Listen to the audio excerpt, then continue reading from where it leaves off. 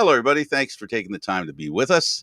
We're here and ready to share with you a little lacrosse talk here on Candid Frank Live, of course, is NLL Lacrosse Talk. You can watch us on the Spanglish World Network on Zingo TV channel 250. Please remember to download the Zingo TV app at the iOS and Android stores. While you download the app, make sure you rate and leave a comment. Both apps are absolutely free. Zingo TV is available on Google Chromecast, Amazon Fire TV Sticks, Roku Sticks, and also on all smart TVs 2016 forward. And our guest host, of course, is Gary Groob, and our special guest is Glenn Clark, coach and GM of the Albany Firewolves. Glenn, thank you for being on the program. No problem. Thanks for having me. Well, it's a pleasure to have you. Like everyone else, has to explain to us what brought you to lacrosse. We really need to know that. Mine was a hockey journey. I was a hockey player and a soccer player, and one of my hockey teammates when I was young asked if I wanted to play lacrosse with him. And the one summer I did, I played both, and then my mom told me I had to choose because it was too busy. So I chose lacrosse the next year. So that was, it was through a buddy of mine that I played hockey with, introduced me to the game. What was it about lacrosse that made you make that decision? Just all the elements that we all liked, the speed, the skill, it just the intensity, the pace of it was more in line with, I played hockey, I played lacrosse, I played football, I played rugby. It was sort of that sort of fast-paced physical contest, which sort of was more in line with what I enjoyed doing. Yeah, so it checked more boxes than any of the other sports. Yeah. I mean, I love golf, I love badminton, I love things like that. But yeah, it was. You can't hit a guy with a golf club. No, but there's other frustrations. Not without charges. Not say you don't want to. I'm just saying you can't. I know. Well, or a badminton Gary, racket for that matter. Go ahead, Gary. All right. Let's start with junior. You did Scarborough and Whitby for your 5 years. Let's talk about the programs. We all are pretty savvy with the Whitby program. Let's talk about Scarborough and your initial bid into junior. Well, I was the furthest from a prospect. So back then I wasn't even invited to a training camp. So I got to the Scarborough team. A buddy of my older brother's was at our place for a barbecue, and he was leaving, and he said he was going for a tryout. And I asked him where he was going. He said Scarborough. I said, "Oh, well, you think I could come?" And so I literally just jumped in with them, went to the tryout, wasn't on their list. They let me try out, and I made the team from there. So I played 4 years of junior B. I didn't play my fifth year. I didn't play my junior A year until my 5th year of junior. So really? I was on a slow and steady path. And in that 5th year, when you went over to Whitby, what was the eureka thing that got you to junior A then? I don't know. I mean, I think it's like a lot of guys where we just all develop it, and not guys, I mean athletes. We all develop it at different times. And I was a bit of a late bloomer because that 1 year my only year of junior A, I was junior A all-star. I got called up. I won a Man Cup, and I got drafted pro to the original NLL league. So, from going for 4 years, not being able to make junior A, to the 1 year I played, I was an all-star. I won a Man Cup. I was a call-up, and I got drafted pro. So just, like a lot of athletes, when we all mature and bloom and figure it out at different times. So I was a little later than most.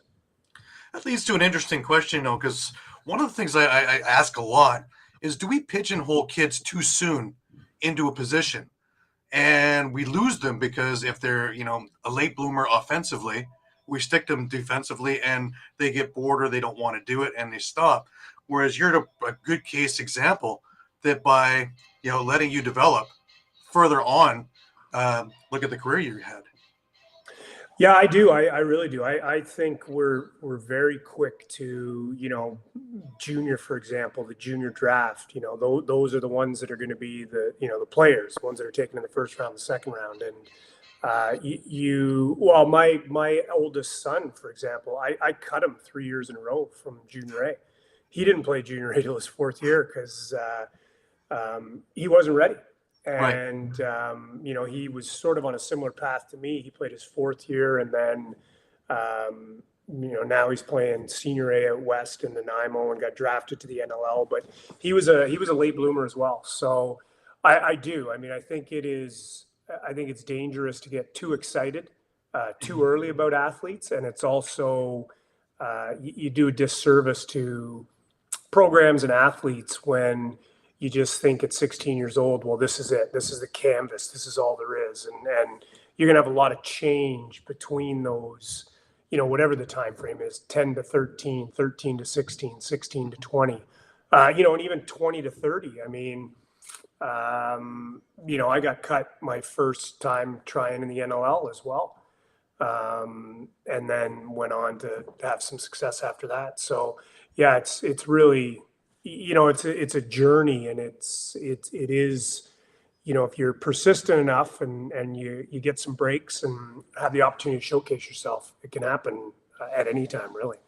How do you insulate that situation, either from the player's perspective or the organization's perspective? If you understand my question, is there a way to sort of guard against it, and or have a key idea of a player's development and seeing a tiny spark, because that's all you see at first or for a while? Yeah, I mean, from an athlete's perspective, mine was just a love of sports. So when I got cut, I didn't get discouraged because it was just what I wanted to continue doing. So I know a lot of athletes when they get cut, when they don't have, when they have some adversity, frustration, love of the game might lose, or might wane for them. And for me, it didn't. It was just kind of, I didn't really know any better. I thought, okay, I got cut, I'll try next year. Okay, I got cut again, I'll try next year. I mean, I did it 4 years in a row in junior. Hmm. So I just was of the mindset that I wanted to continue to play. So I would keep pushing myself. And I think, from a parental or a coach standpoint, one of the things that, it's more about the journey. And I know this kind of gets thrown around a little bit, and people talk about that and value the journey and that, but that is it. I mean, if you don't love what you're doing, and if you don't really want to continue to do it, just because you're not doing it at the highest level, that shouldn't be the determining factor. So my son was another example. He was on the same thing. Like, he didn't, I had to cut him. I had to drive home with him after I cut him from junior. And he was, kind of businesslike about it. He was like, yeah, okay, I'll play junior B. I'll try it next year. I'll see if I can get called up. So I don't know. It's just, I think you really have to focus on why you're doing it. And what are your whys? What are your, what's, and really just continue to pursue what you love doing. Yeah, so it's a test of your desire, and I guess I think so. from a coach's perspective, how much do you want this, I guess, is the question you ask the athlete. Yeah, and I mean, I've seen it even at the pro level, where we have guys now that, we're mid-range junior A players, and they get to the pro level, and now they've established themselves as pros much further along than guys that were much further along than them at 20 and 21 years old in junior. So I guess you just don't know, and the roll of the dice and the commitment and the journey is worth it to me. And the situation. The situation Yeah. is very, very important too. So Mhm. really what you're talking about is a player has to find a gear that they need, boys and girls, not just boys and not just men, but also younger players. They've got to find the gear that they can get on and be successful. Searching for that is, I think, one of the biggest things that coaches have to offer, is finding the positives within a player's mind as far as what they can do. Is that one of the reasons why you like coaching? Yeah, and it's a very different endeavor for me. So, I mean, I coached my two older guys from 4 years old to midget and the older one into junior. And I was a high school teacher and a coach, and I've done it at the pro level, the national level. So I've sort of run the gamut of coaching from 4-year-olds to 40-year-olds and, you know, the most simplistic house league systems to the most advanced. And so it's a different approach for me. I mean, obviously the pro level, the international level, the junior level is a little more results based. So the coaching, the teaching, the instruction is all in there. But with the younger ones, you know, I've always been a firm believer about it's just developmental. It's just give them tools to be successful. I think a lot of times, and I've seen it where we care a lot about the wins and losses at the younger age, and it's more the adults caring about it than the kids. And I mean, my philosophy with the younger ones is give them ammunition, teach them, instruct them, let them enjoy it, because the reality is, I mean, if that is the end goal of, you know, getting to that highest level, moving on, whatever that is in the sport, very few get it to that level anyway. But they can all enjoy it, and they can all enjoy the journey. And, you know, that's one of the things I said to my kids as well, because my older son was better athlete than my younger son. And my message to both of them was, we all end up in men's league anyway.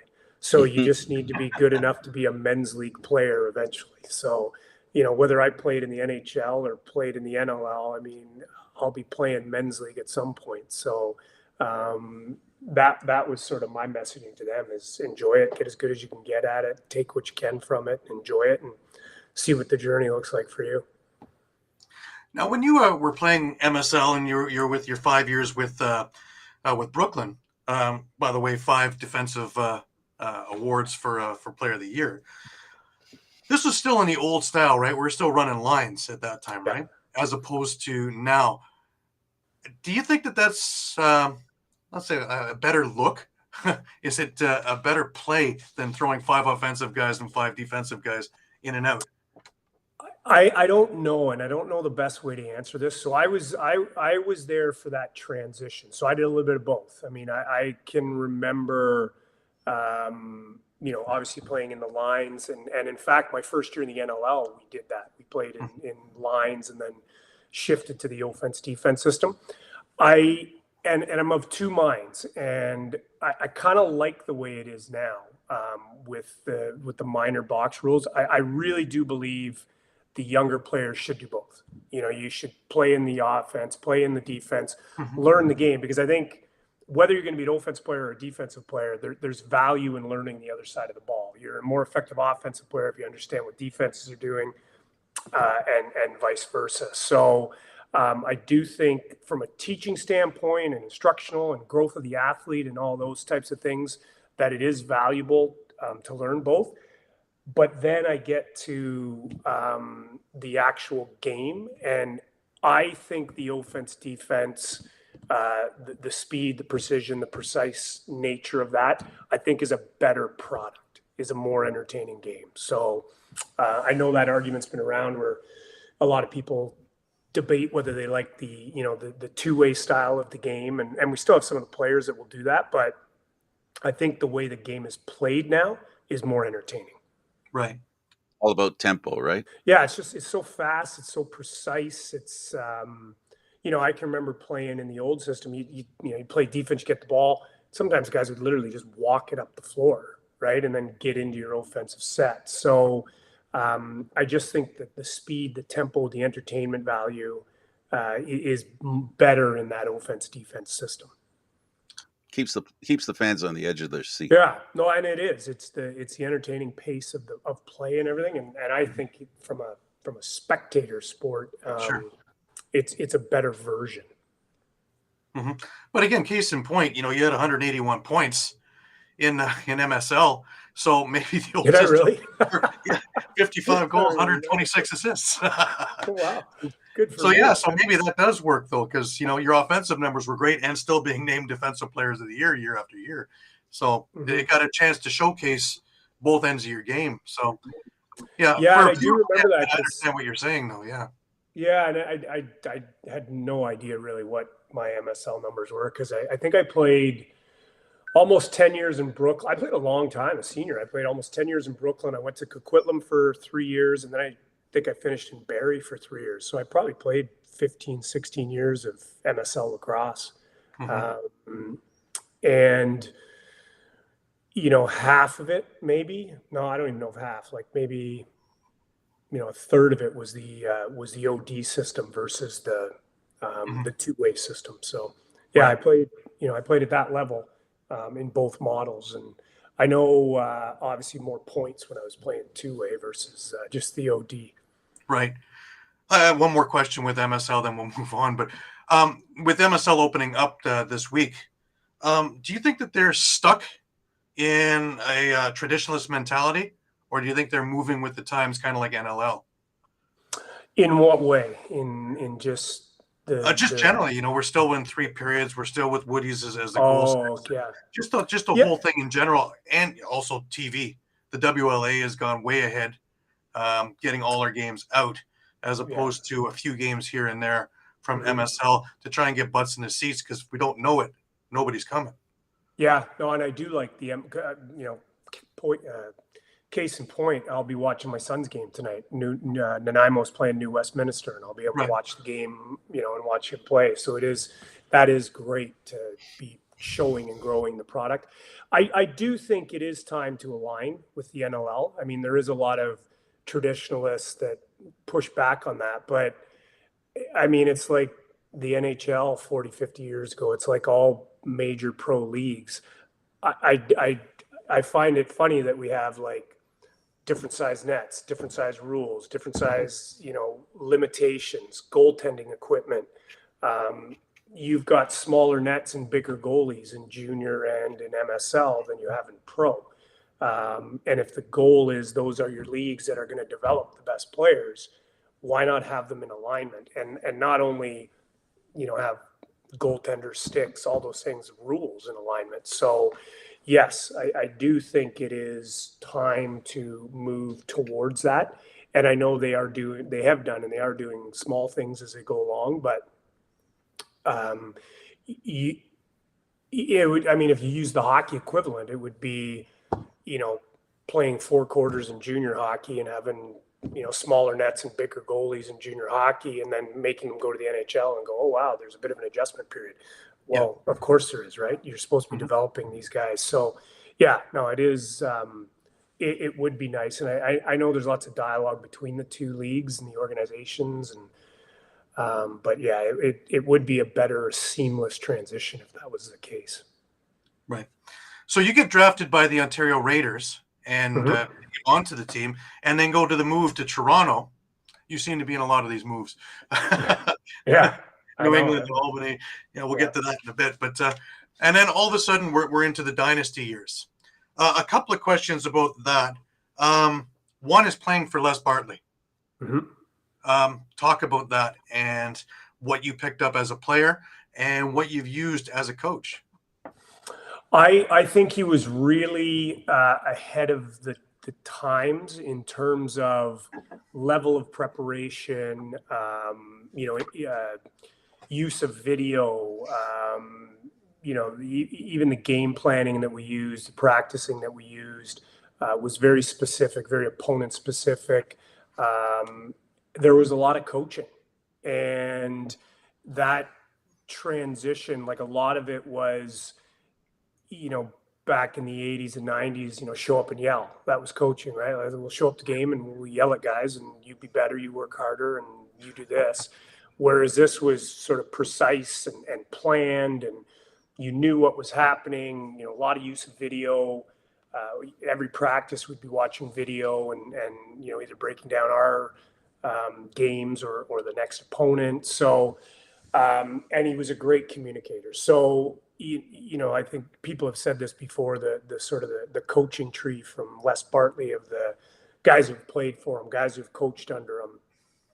I mean, 80% of the NLL guys now have been either coached or coached with Les in the NLL. So his imprint on the game is well deserved, and the trophy being named after him is very appropriate. So he was, I had a lot of good coaches. I was lucky growing up, and you take a lot from the different ones, good and bad. But Les was certainly a very positive influence on me and others. I mean, I think he revolutionized the game of lacrosse, and I don't think that's too bold of a statement. Right. Now, 5 championships. It's a little daunting for me. Is there a favorite in those 5?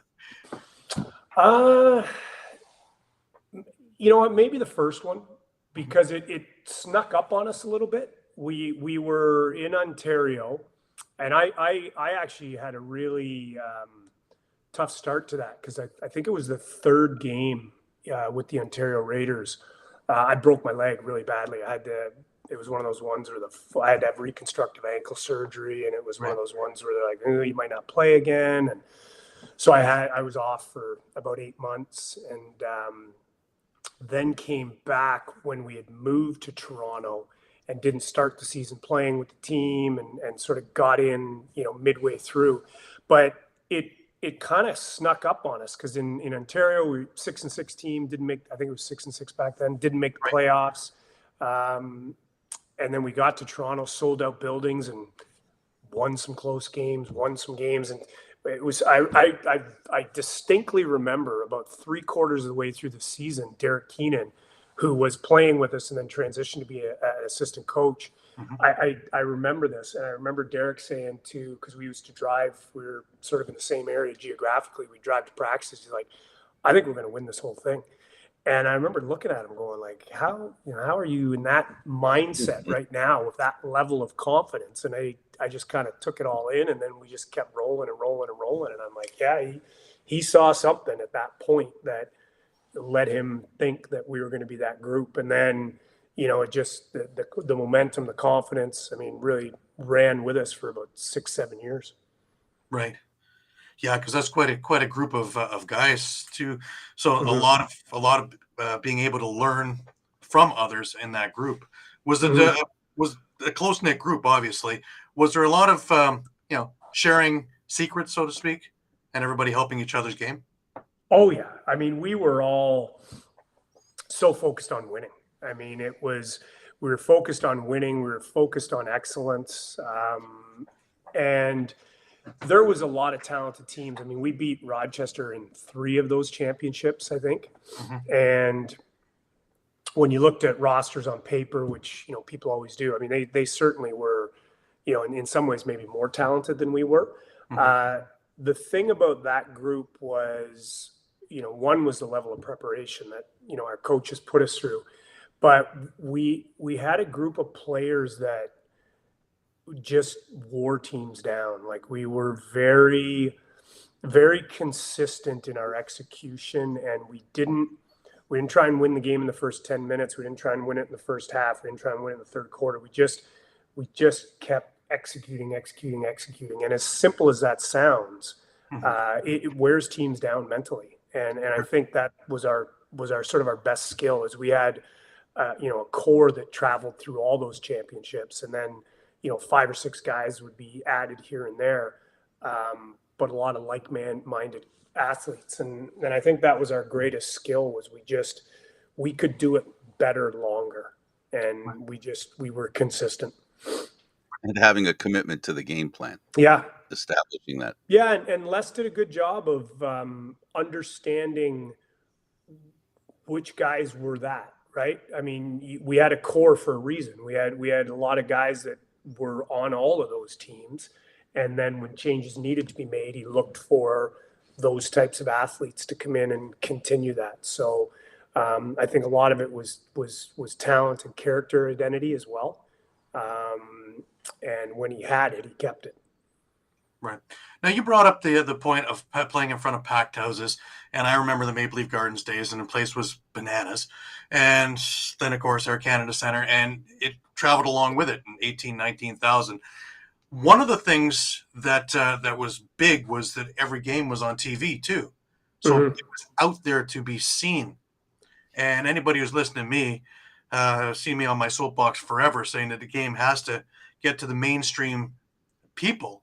so that they can come and know when the games are, know who's playing, and see the game itself and fall in love like all we have. Now that it's back with TSN and ESPN, do you see that coming back again? I do, and I'm with you. I mean, I said it all along that one of the reasons we were so successful with our crowds during my era in Toronto was because in some seasons we had every game on TV. I mean, I think at one point it was TSN, it was The Score, it was Sportsnet. They all kind of shared broadcasting rights and opportunities. And I think the thing that TV does is it legitimizes your sport. So you will be sitting at a bar or a restaurant and you'll see, lacrosse on TV, and it automatically makes people think that it's mainstream. It's legitimized sport. So getting back on TV, the TSN, I mean, I'm living down in Albany now, so a lot of the games are on ESPN, and it's a must. I mean, if we're going to engage new, engage new fans and get, the buildings that we see in Buffalo and Colorado and Calgary and, places like that. If we're going to have that consistently across the board, we need to be on linear TV. We need to be on mainstream TV. And I couldn't agree more. I said that forever, that when Toronto's crowd started to drop, it was directly proportionate to the amount of time they were on TV. Right. And you saw you could see a line, right? TV goes down, crowd went down, and it followed that path, and it was related to the exposure and the perception of being big time sports. Yeah. Well, it's advertising. It's advertising. Yeah. I mean, if you don't know something's happening, what would make you go? Yeah. No, and the Field TV that question a lot. Do we still have a team? Yes, we do. Oh, I know, because I mean, in our day, I mean, it was radio, it was TV, it was newspapers back then. I mean, people don't look at newspapers as much, but we were doing breakfast television a couple times. We were in people's faces, and that sort of legitimized the sport in Toronto. Right.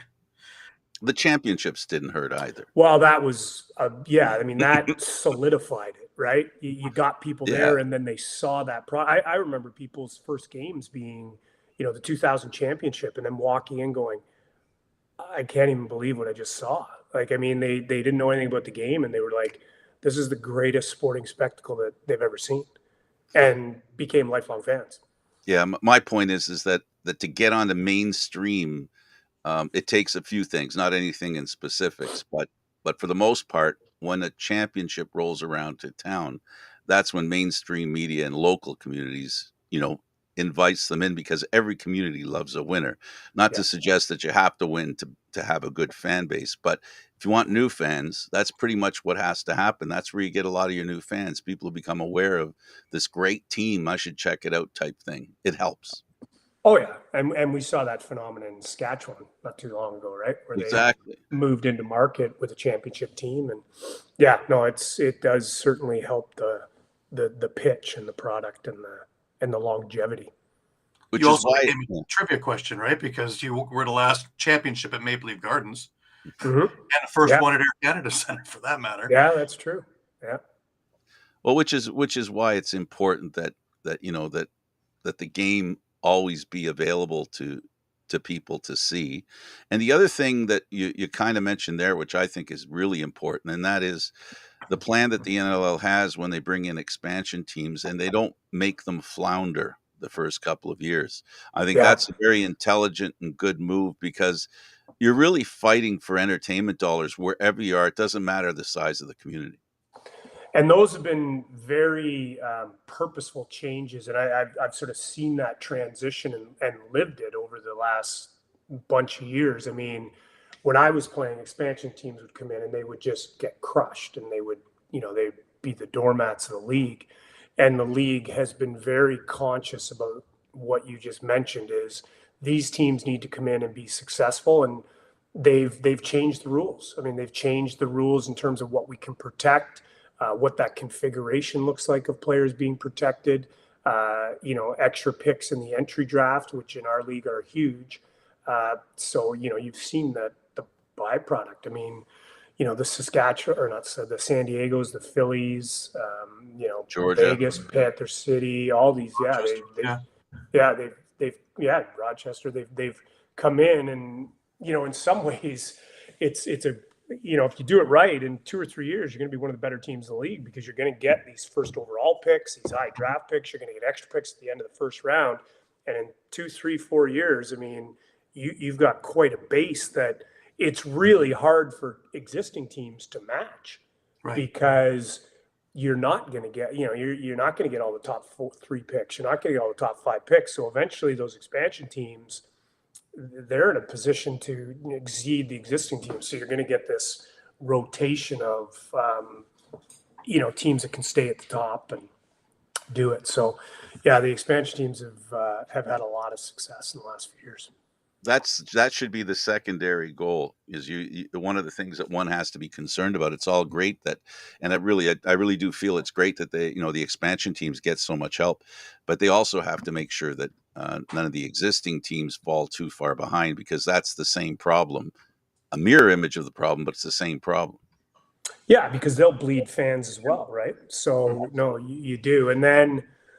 I think the idea is we advantage the expansion teams early, and then there's a leveling off, and then you sort of at this even playing field as you're managing your roster with free agency and drafts and stuff like that. But our league is it's a little bit like the NBA, where those first 2, 3 picks in each draft are franchise changers, and you have a couple of years of that, and you're eventually got some dominant players in the league. Mm-hmm. Absolutely. Now, you had 3 All-Star appearances, which leads me to my next question again with the TV thing. Do you think it's time to reinstate the All-Star game? We talked to Brett Fruit about it, and he seems to have it in his mind, just not at the forefront. I think personally it'd be a great thing on ESPN or TSN to have that, especially a skills competition, to show the greatest players in the world and what they can do. Yeah, I do, and I mean they were. I think what was the order? I think I played in Colorado, Calgary, and then Toronto. And I don't know if they didn't have any before that, and I don't really know if they had many after that. I don't know how many NLL All-Star games they've had. I think 2010 was the last one, or 11. Oh, and they continued on after that. Something like that. So I played in those 3. I think it was 4, 5, and 6, maybe. But every game was either a sellout or close to a sellout. And I remember the one that we had in Colorado was nationally broadcast in the U.S. I think it was on NBC or something like that. And they were all on, TSN or Sportsnet, whoever was covering it in Canada at the time. But, I mean, I played in the one in Toronto. It was sold out. Calgary was sold out. Colorado was sold out. So I think it's, as you mentioned, it's a great way to showcase the product. And NLL All-Star games are the best All-Star games, because it is a game. Like, it's not, I almost got kicked out of the All-Star game. I don't know if you know that story. I took 2 5-minute majors in an All-Star game. So it's like the NLL All-Star game is a game. Like, guys are playing, and you can't play lacrosse any other way. So, you don't get this sort of, I love hockey. I mean, I played hockey my whole life. I still play hockey. I can't watch the NHL All-Star game. It's just because it's not hockey. Right. And same with the NBA. They're not an accurate depiction of their sport. Either is football, but baseball, you can have it, and our sport, you can have it. So our All-Star games are fantastic. Yeah, the problem I think might be, Glenn, I'm not sure. I'm just spitballing here, where it's careful what you wish for. Do you really want to have a game that's as good as a regular game with players who are attached to teams and owners that are concerned about the players being able to continue for them and their games? Do you know what I mean? Like injuries and stuff like that? Yeah. Yeah, I mean, it's almost like, a better way to say it is the nature of the game. Like, even if you watch an NLL practice or a major series of practice or a high-end practice, it's just the way you play the game. Like, you can't play a different way. Yeah, like you might not be trying to, obviously you're not trying to hurt somebody, but there won't be as many like off-ball slashes and sort of cross checks as guys are going through the middle. But when I'm engaged one-on-one with a player, I mean, it is cross-check slot. Like that's the way the game is played. So Right. I mean, I think the risk of injury is always there. I mean, it's certainly a lot less in all-star games. And we used to sort of, it'd always be stacked on a weekend. You'd sort of, have a Friday night game in Toronto, and then the Saturday would be the All-Star game in Toronto or something along those lines. So it worked well. And I just think it showcases well in terms of an event. Right. think You can't really worry about injuries, right? Because you suffered it with your face-off guy with Joey Nardella getting hurt in a tryout for U.S. Box Club. So it's going to happen. Like these things happen. So whether it's in an all-star game or whether it's a practice, something, if it's going to happen, it's going to happen. So, I think it's still a great idea for the fans. Well, what if they use the same kind of theme that you talk about, how hockey isn't really a hockey game?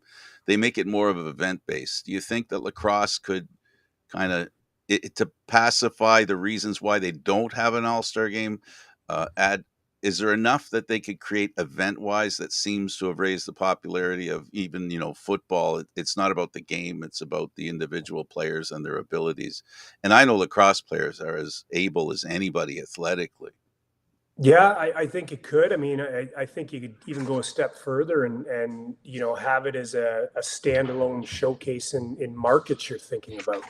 You could have it at a separate venue, and I mean, I'll pick a place like Winnipeg, for example, that has an NHL size arena. You could get turf in there, make it a weekend. You have the ability to sell it for a year, get fans involved, and have autograph sessions, skill sessions, game, all that stuff, and make it a big event. Yeah, I mean that would be something that you could use to try and springboard and introduce even into new markets. Just to assuage those concerns by some that, they want to protect their players. I'm sure as much as injuries happen, you don't want them to happen. And the effect it has on teams and some teams, minds, it's devastating. It can be very devastating losing because you're going to lose a great player if you lose them in the All-Star game. It doesn't matter which one. It doesn't matter which one. Yeah. I mean, when you're looking at, everything's about pros and cons, right? If you're looking at what you want to accomplish from a league standpoint, I think, everybody would be like, if it's something that's going to help grow this product, grow this game, make it better for all of us. Yeah. You gotta weigh that against the potential of a possible injury. You almost have to get on the same page as bringing in expansion teams and making them competitive right away. In other words, there has to be sacrifice, by everyone to make everything, make the league that much better. I think ultimately is where we're at here. Yeah. And I would say I would say all ownership, management, everybody they know that, they understand that, they agree with that. Oh, okay. Cool. Good to know. All right, let's get on to your coaching. You were offered a position with the Toronto Rock in 2006, and you retired to take it. Things are a little different now than they were then. That would turn into the transition period of the Toronto Rock. More of a difficult thing, but I'm sure you grew a lot as a coach over those couple of years. Yeah, it was tough. I mean, in hindsight, it's not the model to follow. But like most things in life, you do learn from those hard times too. So it wasn't. It was sort of a transitionary period for the team. I know it was a little bit similar to what we're going through in Albany, where it was a bit of a retooling and getting draft picks and. And we did do that. I mean, we weren't around long enough to see the benefits of that, but a lot of those deals we made turned into a lot of the foundation that they had to go on and win that 2011 thing with Steph LeBlanc and Billings, and we had 3 first-rounders in that draft that we had traded to get. So it was the right model at the time, but when you're the one having to live with it, it's not easy. So. But there was lots, it was a valuable part of my learning and growth. And another really valuable part of that was when I coached in CLAX, which is now the ALL, the league Paul St. John started. That was great. That was great for me. And I remember it was myself, Dan Latisseur, and a guy named Kevin Van Sickle. And I said, specifically to Dan. I said, this is an opportunity. Like, we need to treat this.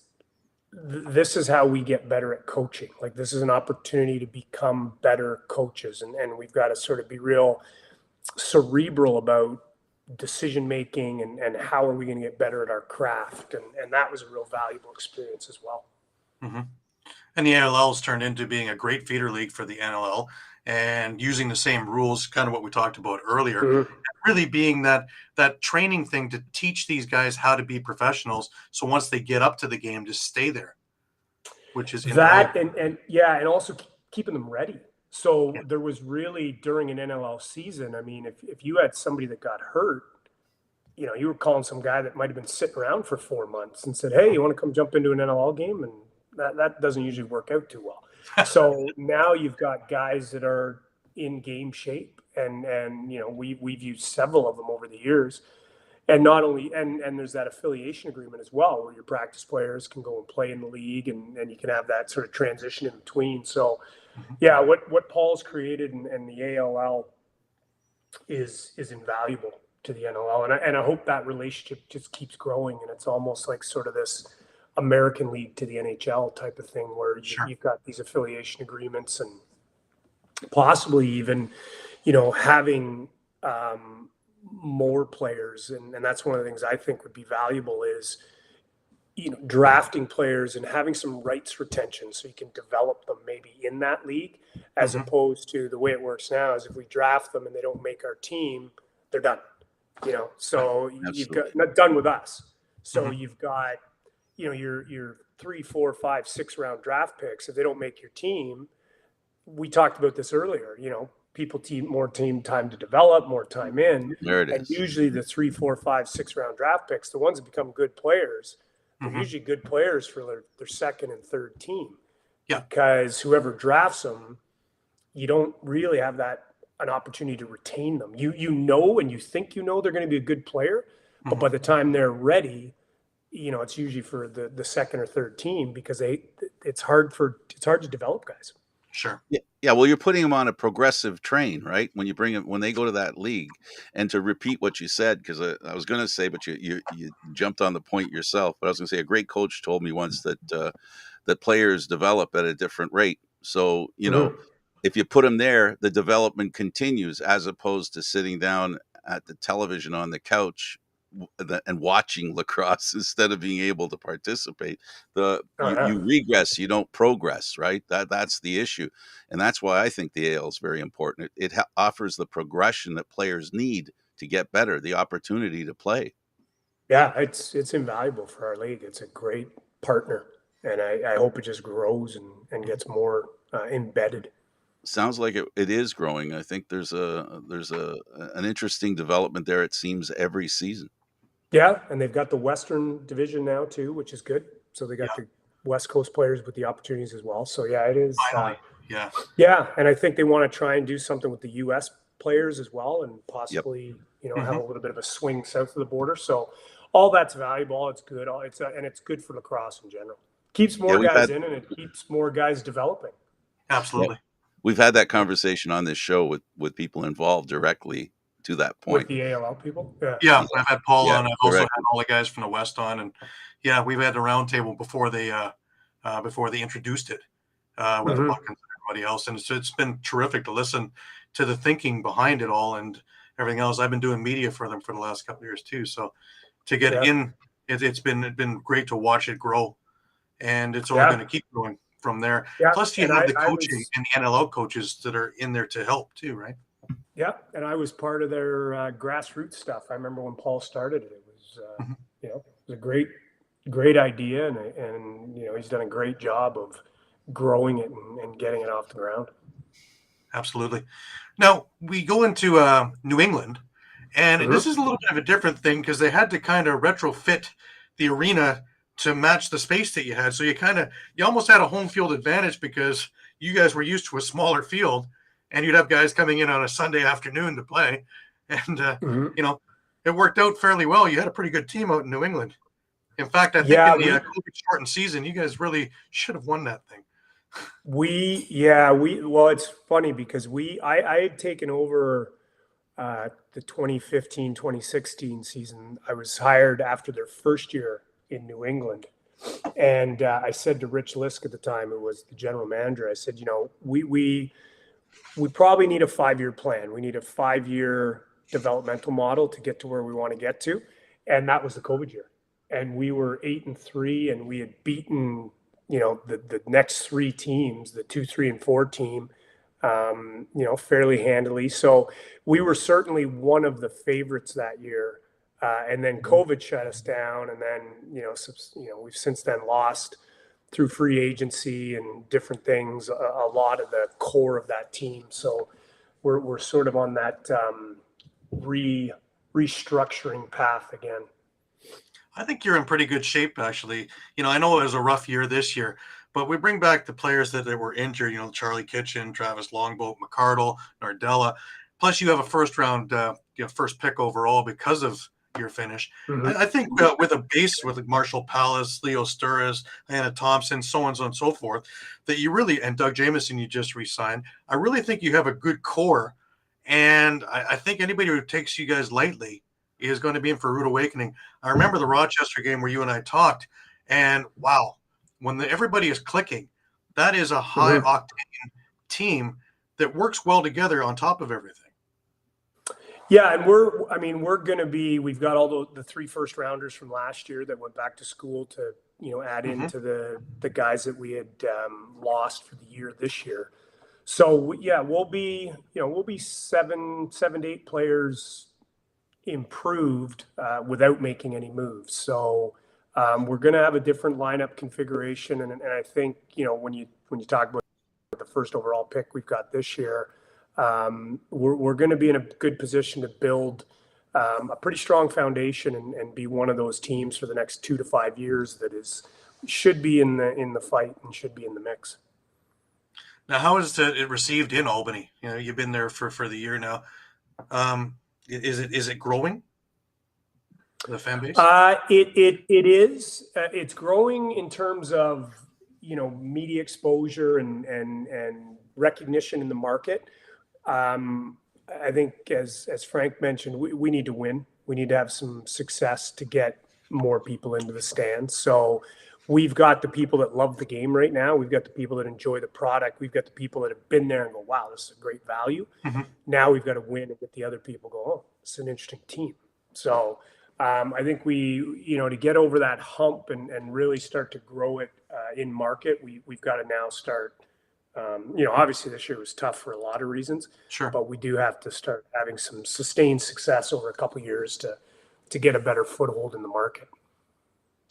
We only have a minute or so left. I really want to take the time to thank you for taking your time with us and talking all about your career and appreciate everything that you're doing for the game and with the Albany team.